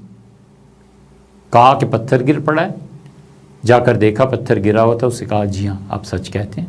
اچھا میں گیا تھا وہاں تو کوئی پتھر نہیں تھا، یہ غلط ہے، یہ جھوٹ ہے۔ حکایت جو ہوتی ہے وہ واقع کے ساتھ تطبیق دی جاتی ہے کہ واقعہ بھی ہوا ہے یا نہیں ہوا۔ امکان ہے پتھر کے گرنے کا، لیکن وقوع بھی ہوا ہے یا نہیں۔ یہ وہ سچ اور جھوٹ ہے جو ہم لوگوں کے ہاں ہے۔ اس لیے کہ ہم سے دونوں نسبتیں ممکن ہیں۔ سمجھنے کی بات ہے، عام آدمی کے لیے دونوں نسبتیں ممکن ہیں، سچ بھی بول سکتا ہے، جھوٹ بھی بول سکتا ہے۔ یہ بھی کہہ سکتا ہے کہ بارش ہوئی اور یہ بھی کہہ سکتا ہے کہ بارش نہیں ہوئی۔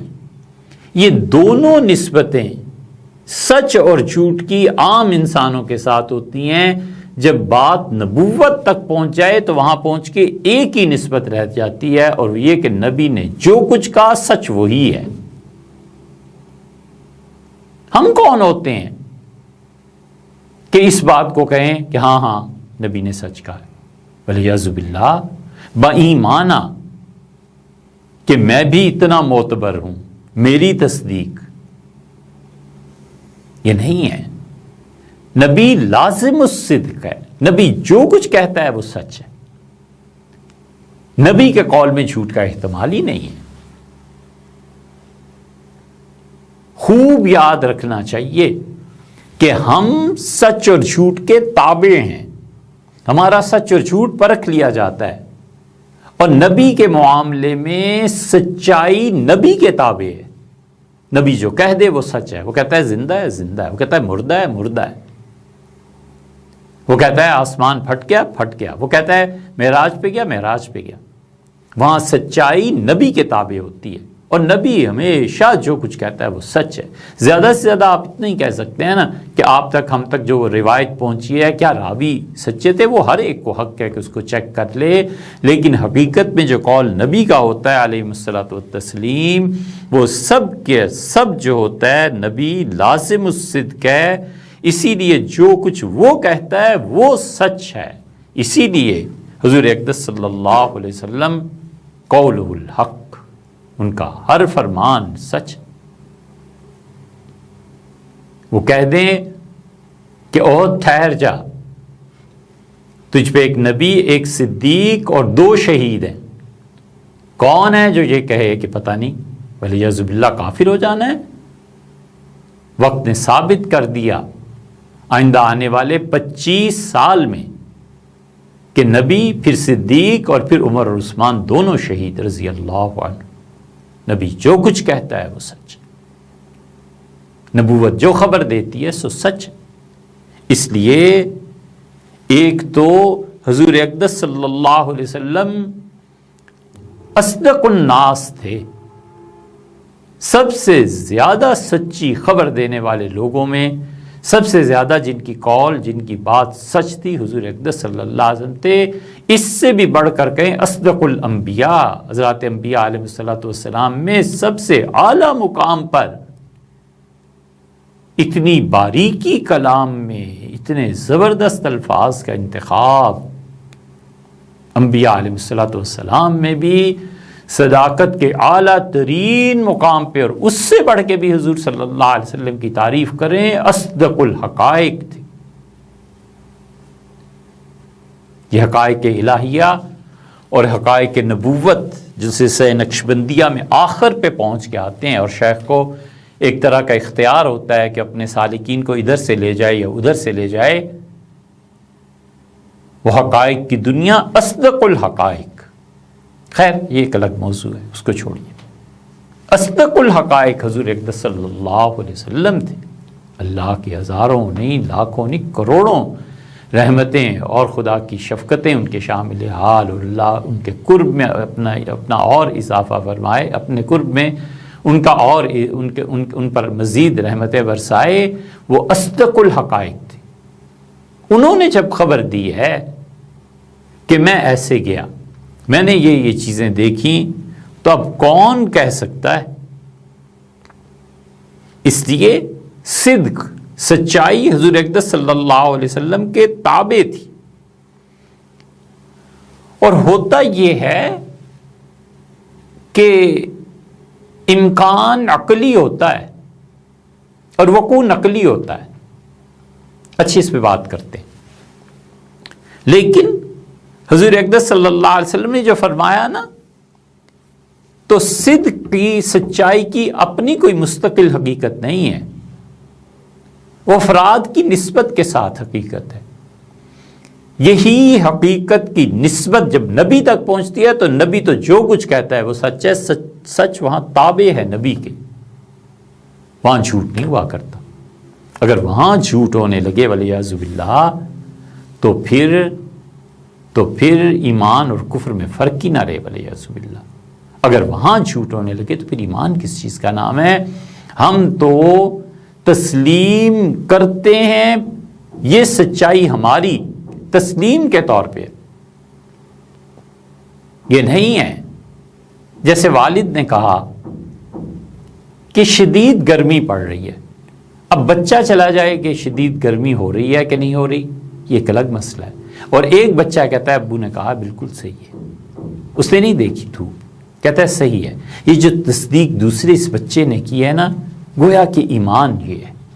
ہماری کیا مجال ہے کہ ہم حضرت حق کا مشاہدہ کریں. ہماری کیا مجال کہ جنت اور جہنم حضور اقدس صلی اللہ علیہ وسلم نے دیکھا اور آ کر اطلاع دی. مخبر صادق کی خبر کا اعتبار ضروری ہے، اور مخبر صادق بھی وہ جہاں سچ اس کے تابع. اس سے لگتی پھپتی ایک بات عرض کریں. حضرت رسالت مآب صلی اللہ علیہ وسلم کے ہاں حق سچائی ان کے تابع، وہ جو فرما دیں وہ سچ ہے. آپ اندازہ کیجئے کس غضب کی دعا مانگی ہے. سبحان اللہ، کیا کہنے. ترمذی کی روایت میں آتا ہے، فرمایا رحم اللہ علی، اللہ کی رحمت و علی آپ پہ. اللہم ادر الحق حیث دار، اللہ حق کو ادھر پھیر دے جدھر علی پھر جائے. یہ نہیں کہا کہ علی کو حق کے تابع کر، فرمایا حق کو علی کے تابع کر دے. یہاں سچائی حضور اقدس صلی اللہ علیہ وسلم کے تابع ہے، جو فرما دیں سو سچ ہے. اور وہاں پہ حق سیدنا علی رضی اللہ عنہ کے تابع ہے. علی جو اجتہاد کر دیں، علی جو فیصلہ فرما دیں، حق وہی ہے. ایسے ہی تو نہیں ام المومنین رضی اللہ عنہ بعض وجوہ سے جو در حقیقت بڑے حضرات کی بعض غلط فہمیوں کی بنا پر تھا، تشریف لے جا چکی تھی، اور جب پلٹی ہیں تو انہوں نے خود کہا کہ اللہ کی قسم حضرت رسالت پناہ صلی اللہ علیہ وسلم سے میرے 10 بیٹے ہوتے تو مجھے اتنی خوشی نہ ہوتی جتنا رنج اس سے ہوا ہے کہ میں علی کے مقابلے میں چلی گئی رضی اللہ عنہ. ام المومنین رضی اللہ عنہ سے یہ اجتہادی خطا ہوئی تھی. اہل سنہ ہم لوگ اسی بات کے قائل ہیں کہ ان کی یہ اجتہادی خطا تھی. یہاں سچ تابع ہے حضور اقدس صلی اللہ علیہ وسلم کے. وہاں فرمایا اللہم ادر الحق کا حیث دار، اللہ حق کو ادھر لے جا جدھر علی چلے جائیں. دعا فرمائی ہے حضور اقدس صلی اللہ علیہ وسلم کی دعا. اپنا تو یقین ہے کہ سیدنا علی رضی اللہ عنہ کے حق میں قبول ہوئی ہے. اسی لیے امام اعظم ہمارے مولا و آقا امام ابو حنیفہ رحمۃ اللہ علیہ سیدنا علی رضی اللہ عنہ کے قول اور عمل کو دیکھتے تھے، پھر فتویٰ دیتے تھے. اسی لیے سیدنا عمر، علی اور عبداللہ ابن مسعود رضی اللہ عنہ تینوں بانی مبانی تھے فقہ حنفی کے. تو سچ حضور اقدس صلی اللہ علیہ وسلم کے تابع ہو گیا، اور حق کے لیے فرمایا اللہ علی کے تابع کرتے رضی اللہ عنہ. ترمذی میں یہ روایت دیکھ لیجیے گا جہاں سیدنا علی رضی اللہ عنہ کے مناقب آتے. یہ بات تو تھی عقلی امکانات کی. کہتے ہیں کہ امکان ہے کہ مادہ میٹر اتنی تیزی سے موو کرے کہ اس کائنات کی حدود سے نکل جائے. اچھا واقع بھی ہوا ہے کہ نہیں ہوا؟ ہم کہتے ہیں واقع ہوا ہے. حضور اقدس صلی اللہ علیہ وسلم نے فرمایا ہے. دونوں چیزیں پوری ہو گئی. رہ گئی آخری بات کہ رسول اللہ صلی اللہ علیہ وسلم کی یہ معراج تھی کیا. ایک چیز تو یہ مانی گئی ہے کہ ایک روحانی کیفیت تھی جو رسول اللہ صلی اللہ علیہ وسلم پہ طاری کی گئی. دوسری بات یہ مانی گئی ہے جس کے ماننے میں سر سید ہیں، انہوں نے تفصیل سے اسے لکھا ہے اور اس کو بہت سے لوگوں نے لکھا ہے، اور انہوں نے اسے ایک خواب قرار دیا ہے. اور تیسری بات کہ جس میں مبارک اور روح دونوں کو معراج کرائی گئی ہے، یہ 3 آ رہا ہے. یہ عرض کیا جا رہا ہے کہ ہم اہل السنہ کا عقیدہ یہ ہے کہ حضور اقدس صلی اللہ علیہ وسلم کی جسد مبارک اور روح دونوں معراج سے مشرف ہوئے. اگر اسے ایک روحانی چیز مان لی جائے، جیسا کہ مرزائیوں کا بھی خیال ہے کہ ایک روحانی کیفیت رسول صلی اللہ علیہ وسلم پہ طاری کر دی گئی، تو آپ پہلے تو قرآن کریم کی اس آیت کو دیکھیے. اللہ تعالیٰ فرماتے ہیں کہ جو معراج کا واقعہ ہے وَمَا جَعَلْنَا الرُّؤْيَا الَّتِي أَرَيْنَاكَهَا، اور وہ جو چیز ہم نے آپ کو دکھائی تھی، رویا،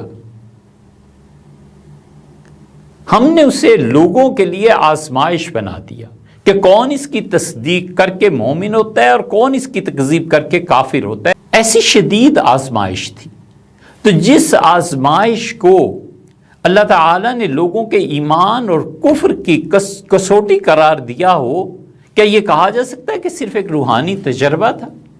اگر یہ صرف ایک روحانی تجربہ تھا، جیسے کہ مرزائی کہتے ہیں اور لوگ عقل جو اپنے آپ کو عقل پسند کہتے ہیں، لبرلزم کے جو قائل ہیں اور اس طرح کی باتیں کرتے ہیں، تو اس روحانی تجربے کو ماننے میں کفار مکہ کو آخر حرج کیا تھا؟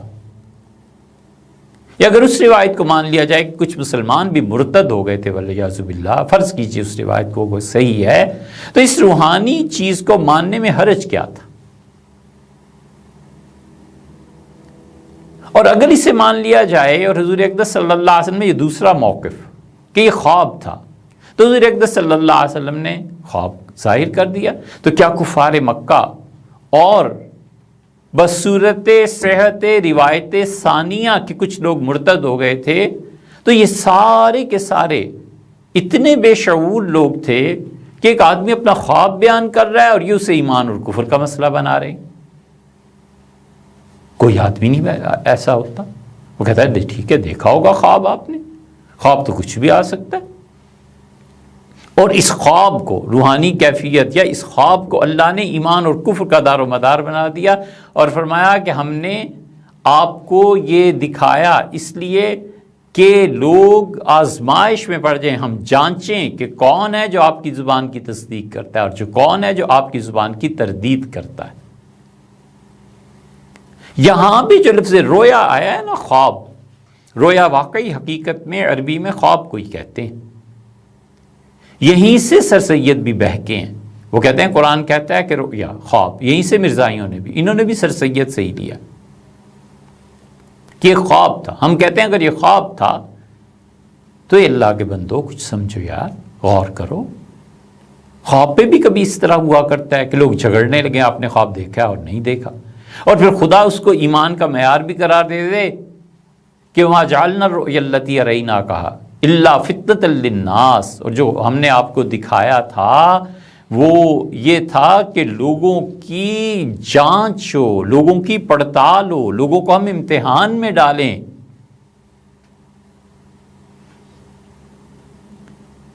اس لیے یہ رویا رویت کے معنی میں ہے، رویا بمعنی خواب نہیں ہے۔ رویا کا ایک مطلب خواب اور دوسرا مطلب رویا کا رویت، دیکھنا۔ ہم کہتے ہیں دکھایا تھا، وہ کہتے ہیں خواب تھا۔ روحانی تجربہ اور خواب مان لیا جائے تو جھگڑا کیا؟ پھر وہ کسوٹی کیسے بنا؟ اور پھر اس لغت کا سہارا لے کے وہ دو روایات اور نقل کر دیتے ہیں کہ ام المومنین حضرت عائشہ رضی اللہ عنہا نے یہ فرمایا تھا۔ ام المومنین حضرت عائشہ رضی اللہ عنہا نے اب تک جتنی دو چار چیزیں جو بھی اللہ کی توفیق سے نظر سے گزری ہیں، ام المومنین رضی اللہ عنہا نے یہ نہیں کہا کہ حضور اقدس صلی اللہ علیہ وسلم نے کہا ہے۔ ام المومنین رضی اللہ عنہا نے زیادہ سے زیادہ اگر اس بات کا اظہار فرمایا ہے تو قرآن کی تشریح انہوں نے بیان کی ہے اپنی زبان میں، یہ تو نہیں کہا کہ رسول اللہ صلی اللہ علیہ وسلم نے کہا ہے۔ اور لے دے کے پھر سیدنا معاویہ رضی اللہ عنہ رہ گئے، تو سیدنا معاویہ رضی اللہ عنہ تو فتح مکہ کے موقع پہ مسلمان ہوئے ہیں، خبر واحد رہ گئی نا۔ خبر واحد کو آپ عقیدے میں کہاں رکھیں گے؟ عقائد میں جو عقیدے اس درجے کے ہوں کہ کسوٹی اور پرکھ ہو جائے، وہاں پہ خبر واحد نہیں ہوتی۔ یہ خبر واحد تو احکامات میں پھر چلی جاتی۔ اول تو یہ دونوں صحابہ رضی اللہ عنہ سے یہ روایات قابل تسلیم ہی نہیں ہیں، اور فرض کر لیجئے تسلیم کیے جانے کے بھی قابل ہیں، تو اس کے مقابلے میں بات سنیے، یہ 40-50 صحابہ کرام رضی اللہ عنہ جو گواہیاں دے رہے ہیں کہ حضور اقدس صلی اللہ علیہ وسلم جسم اور روح دونوں سمیت گئے تھے، اس کا کیا کرنا ہے؟ اور پھر رویا کا اگر لفظ آپ یہاں کہتے ہیں کہ رویا کا لفظ خواب کے لیے استعمال ہوتا ہے، تو ہم آپ سے پوچھتے ہیں کہ عبد کا لفظ کس لیے استعمال ہوتا ہے؟ اللہ تعالیٰ فرماتے ہیں کہ سبحان الذی اسریٰ بعبدہ اللہ کی ذات پاک ہے، بے عیب ہے، بلا ریب، ہر عیب سے پاک ذات ہے۔ اسرا بعبدہ، راتوں رات لے گیا اپنے بندے کو۔ اگر رویا آپ خواب کے معنی میں لے رہے ہیں، ہم کہتے ہیں عبد کس معنی میں لینا ہے؟ عبد اگر آپ کہیں کہ صرف روح کے معنی میں لینا ہے تو پوری عربی لغت میں کہیں بتائیے کہ عبد روح کے معنی میں استعمال ہوتا ہو۔ آپ کہیں کہ عبد جسم کے معنی میں لینا ہے تو یہ بھی استعمال نہیں ہوتا۔ عبد کہتے ہی، بندہ کہتے ہی جسم اور روح کے مجموعے کو ہے۔ اللہ تعالیٰ کو کہنا چاہیے تھا سبحان الذی اسری بروحہ، ان کی روح کو لے گیا، تو روح کو لے گیا۔ اگر عالم بیداری میں لے گیا تھا تو پھر ایک روحانی تجربہ، اس کو وہاں سے تائید ملے گی۔ اگر روح کو سونے کی حالت میں لے گیا تو خواب تھا، پھر اس میں جھگڑے کی کیا بات تھی؟ یا پھر اللہ تعالیٰ یہ فرما دیتا سبحان الذی اسری بجسدہ، پاک ہے اللہ کی ذات جو اپنے بندے کے جسم کو لے گئی، تو پھر روح کہاں گئی تھی؟ اللہ نے عبد کا لفظ استعمال کیا ہے، اور رویا میں پھر بھی احتمال جس کو آپ کہہ رہے ہیں رویا اور رویت دونوں ہیں، اگرچہ عربی لغت سے، شاعری سے سب شہادتیں ملیں گی کہ رویا رویت کے معنی میں استعمال ہوتا ہے، عبد کے بارے میں تو وہ شہادت بھی نہیں ملے گی کہ عبد کے لفظ سے صرف روح مراد ہو یا صرف جسم مراد ہو، دونوں کا مرکب مراد ہوتا ہے۔ تو قرآن کی اس کھلی ہوئی آیت کے سامنے میں کسی بھی روایت کی پھر کیا حیثیت رہ جاتی؟ اور اللہ تعالی نے اسی لیے جب یہ کہا ہے تو ساتھ یہ بھی کہا کہ دیکھو ہم نے اس معراج کو آزمائش بنا دیا تھا۔ وہ آزمائش ایمان اور کفر کی آزمائش تھی، بشرطے کہ اس کو تسلیم کیا جائے کہ کچھ لوگ ایمان لانے کے بعد اس واقعے کو سن کے مرتد ہو گئے تھے۔ حدیث میں آیا ہے حضور اقدس صلی اللہ علیہ وسلم جب معراج کی صبح کو تشریف لائے، اللہ تعالیٰ نے فرمایا کہ فتنۃ للناس، لوگوں کے لیے یہ آزمائش ہو گئی۔ ابو جہل آ رہا ہے، حرم شریف میں حضور اقدس صلی اللہ علیہ وسلم بھی ہیں، اور آپ نے اسے بتایا، اس نے کہا آپ اپنی زبان پہ قائم رہیں گے، میں بلاؤں لوگوں کو؟ حضور اقدس صلی اللہ علیہ وسلم بلاؤ۔ لوگ آئے، حضور اقدس صلی اللہ علیہ وسلم جب بیان کرنا شروع کیا تو حدیث میں آیا ہے کہ لوگ حیرت سے دیکھنے لگے اور انہوں نے اپنے سر پکڑ لیے کہ ایک آدمی کہتا ہے کہ راتوں رات یہاں سے بیت المقدس اور پھر آسمانوں کی سیر اور پھر واپسی، یہ کیسے ممکن ہے؟ تو پھر انہوں نے اپنی عقل کے مطابق دو باتیں کی۔ پہلی بات اور دوسری دونوں میں بری طرح پٹے۔ انہوں نے کہا اچھا اگر آپ گئے تھے تو آپ راستے کا کچھ حال بیان کیجیے۔ حضور اقدس صلی اللہ علیہ وسلم نے فرمایا بھی میں راستے میں جب واپس آ رہا تھا تو تمہارا فلاں قافلہ جو تجارت کے لیے گیا ہوا تھا، میں نے انہیں دیکھا راستے میں، تو ایک اونٹ ان کا گم ہو گیا تھا، بیچارے بڑے پریشان بھاگے مارے پھر رہے تھے ادھر ادھر، اور میرا خیال ہے کہ کل صبح تک وہ پہنچ جائے گا۔ اگلے دن صبح جب وہ پہنچے تو یہ جنہوں نے سوال کیا تھا اس جستجو میں تھے، اور گئے اور پوچھا تو انہوں نے کہا ہاں واقعی ہمارا ایک اونٹ گم ہو گیا تھا فلاں رات کو، اور ہم اس کے بارے میں بہت پریشان بھاگے بھاگے پھر رہے تھے۔ یا منہ کی کھائی۔ اور اب آ گئی دوسری چیز، انہوں نے کہا اچھا ہم میں سے بہت سے وہ لوگ ہیں جنہوں نے وہ دیکھی ہوئی ہے وہاں مسجد،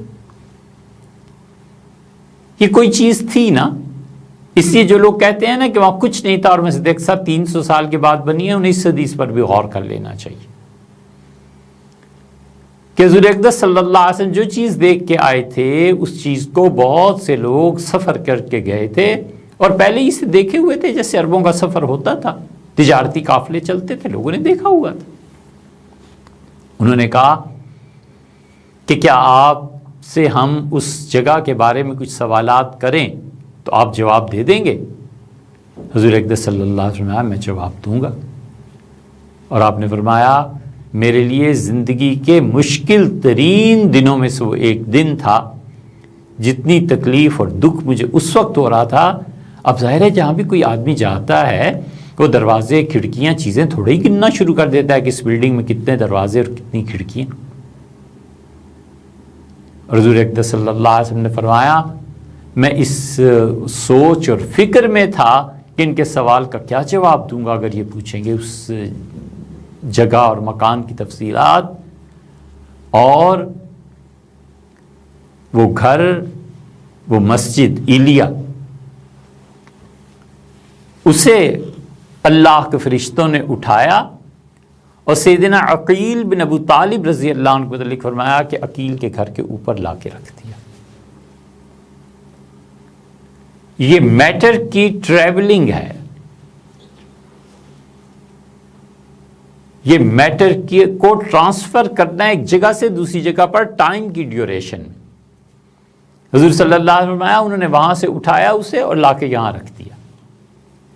اب یہ مجھ سے پوچھنے لگے تو آپ نے فرمایا پھر میں گنتا رہا اور انہیں جواب دیتا رہا، یہ چیز ہے، یہ چیز ہے، یہ چیز ہے۔ اس سے پتہ چلتا ہے کہ حضور اقدس صلی اللہ علیہ وسلم کی یہ جو معراج تھی وہ جسمانی طور پہ ہوئی تھی، ورنہ کوئی معنی نہیں ہے۔ اگر خواب ہو، روحانی ہو تو پھر تو کوئی معنی نہیں ہے۔ روحانی طور پہ معراج ہو کسی کو، ابن عربی رحمۃ اللہ اپنے بارے میں بھی ذکر کرتے ہیں، بایزید بستامی نقل کرتے ہیں، حضرت شاہ ولی اللہ رحمۃ اللہ اس قسم کی باتیں تحریر فرماتے ہیں۔ پھر فرق کیا ہے؟ اور خواب ہو تو خواب تو بہت دیکھتے ہیں، خواب تو آپ بھی دیکھ سکتے ہیں، خواب تو کوئی بھی دیکھ سکتا ہے۔ اس کو حجت اور ایمان اور کفر کا دار و مدار بنا دینا، یہ پھر کیسے ہوگا؟ یہ اسی صورت میں ممکن ہے کہ مانا جائے کہ جسم مبارک اور روح مبارکہ دونوں لے جائے گئے تھے، اور رسول اللہ صلی اللہ علیہ وسلم کی یہ معراج حقیقت میں جسمانی طور پر تھی۔ یہی اہل السنہ کا عقیدہ ہے۔ اللہ تعالیٰ اسی پہ موت دے اور قیامت میں اسی عقیدے کے ساتھ زمرہ صالحین میں ہمیں شامل رکھے۔